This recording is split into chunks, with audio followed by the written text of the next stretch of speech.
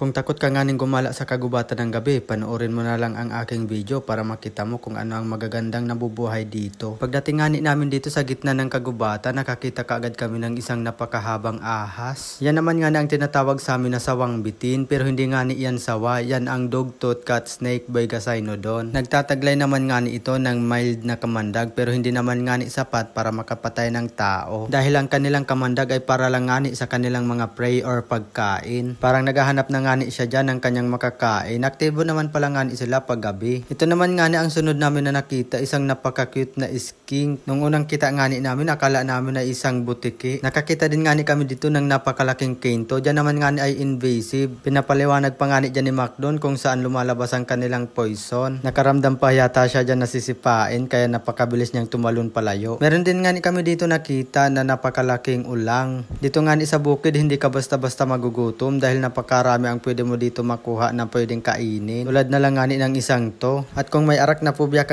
hindi ka basta-basta pwede sumama sa amin dahil napakaraming tarantula dito or mga gagamba. Tulad na lang nito at may katabi pa yan na isang huntsman. Meron din dito isang napakagandang ibon. Yan naman ang kingfisher. May nakita naman kami dito isang bronzeback. Yan naman ay aggressive at yan nasampulan pa si Macdon. Pero no worries naman dahil yan naman ay non-venomous. Ang Luzon bronzeback talaga ay aggressive, hindi sila katulad ng bronzeback marinay na hindi basta-basta nanunuklaw. Paalala lang huwag gagayahin ang paghawak sa mga ahas dahil napakadelikado, lalong-lalo na kung walang sapat na kaalaman dito. At ito naman sobrang bihira kami makakita nito. Yan naman ang leaf insect. Hindi mo ito basta-basta mapapansin sa nadadapuan nila dahil minimimik nila ito. Meron naman kami dito nakita pa isang tarantula, yan ang Earth SP. Napakarami naman nila dito sa tabi ng ilog. Meron din dito isang ibon, hindi na namin ma-ID gawa ng napakataas ng kanyang dinapuan. At ito naman napakagaling niyang mag-camouflage dyan sa puno ng nyog. Yan naman ang tailless whip scorpion. Napakahaba naman ng kanyang mga galamay. May nadaanan din kami ditong bawal daw ang hayop kaya umalis agad kami, parang wala kami dyan makikita. Nakakita din kami dito ng bubuyog, parang nagsisimula pa lang